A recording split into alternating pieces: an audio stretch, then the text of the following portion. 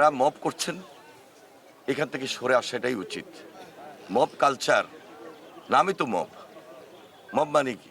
Mob মানে এটা এমন একটা পরিবেশ পরিস্থিতি ক্রিয়েট করা। সুতরাং একটা বিশৃঙ্খল পরিবেশ তৈরি করা। বিশৃঙ্খল পরিবেশ তৈরি করতে গেলে বাংলাদেশ গড়ার ক্ষেত্রে তো বাধা হতে পারে। সুতরাং যারাই বাংলাদেশ গড়ার ক্ষেত্রে বাধা দিবে তারা দেশের শত্রু হিসেবে পরিণত হবে। সুতরাং মব কালচার থেকে ফিরে এসে আমাদের দায়িত্বশীল অবস্থান থেকে আমাদের কথা বলতে হবে, কাজ করতে হবে। সরকার এবং দেশকে সহযোগিতা করার জন্যই কাজ করা উচিত। কেউ যদি এর বাহিরে কিছু করতে চান সেটা দায়িত্ব তাদের উপরে পড়তে হবে। সরে আসুন সেখান থেকে, আশা করি। সংসদ নির্বাচন হয়েছে, সংসদের শপথ হয়েছে, আমরা শপথ নিয়েছি। হা না ভোট হয়েছে, গণভোট। সেখানে হা জয়যুক্ত হয়েছে। খুব স্বাভাবিক কারণেই পার্লামেন্টে বিলটা রেজ হবে। হায়ের শপথের কোনো প্রয়োজন নাই। হা অটোমেটিক জাতীয় সংসদে বসা মাত্রই হা কার্যকরী হবে এবং এটাই জুলাই জাতীয় সনদ।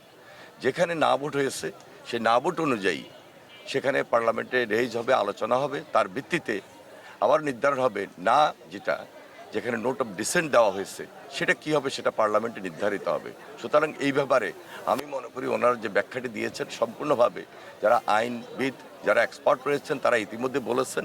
সুতরাং একটু আর একটু জানা দরকার, সুন্দরভাবে বলা দরকার এবং গ্রহণযোগ্য, বিশ্বাসযোগ্য যে সিদ্ধান্তটি জনসাধারণ দিয়েছেন হা ভোট, সেটি অটোমেটিক নীতি নির্ধারক অনুযায়ী দায়িত্বশীল অবস্থান থেকে পার্লামেন্টে রেজ করার মধ্য দিয়ে সেটি কার্যকরী হবে।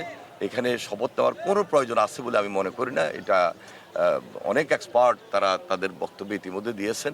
আমি মনে করি সেটা আলোচনা করে সরকার কীভাবে সহযোগিতা করবেন, দেশটাকে কীভাবে চালিয়ে নেবেন, সহযোগিতা করবেন আন্তরিকতার মধ্য দিয়ে। মত পথ ভিন্ন থাকতে পারে, সব ইস্যুতে বিরোধিতা করবো, আমার সেই বিরোধিতা থেকে পিছিয়ে এসে আমার মনে হয় দেশটার জন্য, দেশটা গড়ার জন্য সবাই মিলে কাজ করি, সেখানে সবার আন্তরিকতা প্রয়োজন।